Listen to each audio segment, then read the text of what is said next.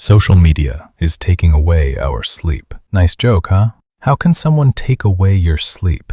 That's not possible. Nobody's holding your eyes open. Nobody's standing in your room at 2 a.m. Stay with me for 5 minutes. I'll explain exactly how it happens. And by the end, it'll make sense. Start with the part that's true. Nobody takes it. You give it away. Every night. On purpose. And there's a name for that. Scientists call it bedtime procrastination. That just means going to bed later than you planned, when nothing is stopping you. No emergency, no work left, nothing. You just not going to bed. Researchers in the Netherlands studied this, and the people doing it most weren't the people with sleep problems. They were the people who had used up all their self-control during the day. Because self-control works like the battery on your phone. Full in the morning, then it drains. Every time you make yourself do something you didn't want to do, a little bit goes. Getting up, going to work, being polite to someone you don't like. By 11 at night, that battery is almost empty. And going to bed on time is the last thing you have to make yourself do all day. So you don't do it. That's the first reason. Here's the second one, and it's bigger. Those same researchers found the thing that explained it best wasn't how tired someone was. It was how little control they felt over their own day. Think about your day. You wake up when you have to. You go where you have to. You talk to people you have to. Almost none of it was your choice. Then the house goes quiet. And for the first time all day, nobody wants anything from you. So you stay awake, not because you're lazy, because those hours are the only ones that actually belong to you, and you don't want to give them up yet. But here's the strange part. If those hours are yours, why do they never feel good? Think about 2 in the morning. Really think about it. Are you enjoying it? A brain scientist named Kent Berridge spent his career on that exact question, and he found something most people get wrong. Your brain has 2 separate parts. One makes you want something. A different one makes you enjoy it. They are not the same part, and they don't always agree. You already know this feeling. It's eating chips out of a bag. You stopped enjoying them 10 chips ago. Your hand is still going. Everyone blames a chemical called dopamine for this. But dopamine doesn't make you happy. It makes you go get the next thing. That's all it does. So at 2 in the morning, the part of your brain that wants is wide awake. The part that enjoys went to sleep hours ago. You're not scrolling because it's good. You're scrolling because it hasn't ended. And it never ends. That's not an accident.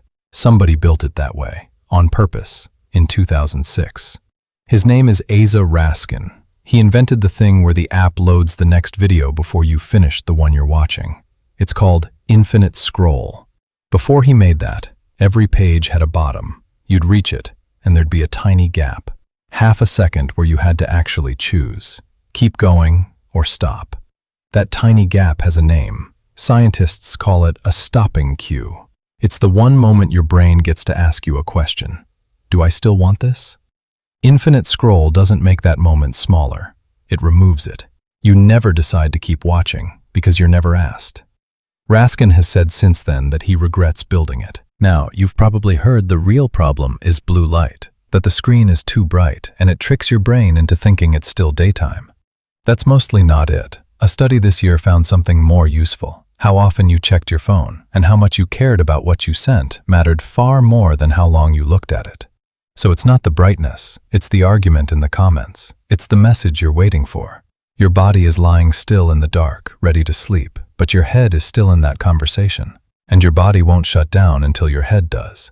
Now watch what happens next, because this is where it becomes a trap.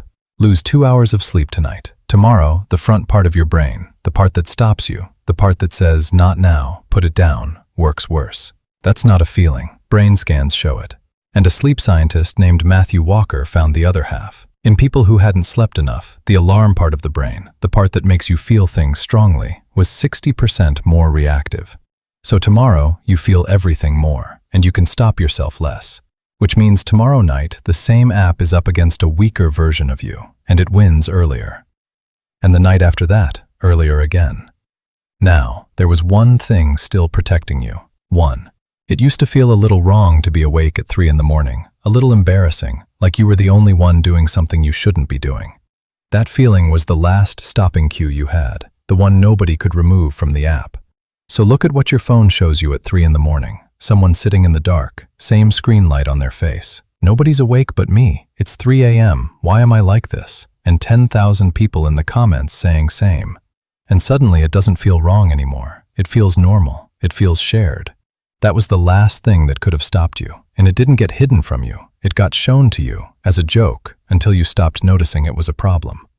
So, back to the start. Nobody takes your sleep. That part was always true. You give it away because your self-control is empty by 11. Because the day was never yours, because wanting something isn't the same as enjoying it, because the page has no bottom, and because everyone else is awake too. 5 different things all pulling at you at the same time. You built none of them. So tonight, at 2 in the morning, when you tell yourself one more, notice that you didn't decide that. Something else did.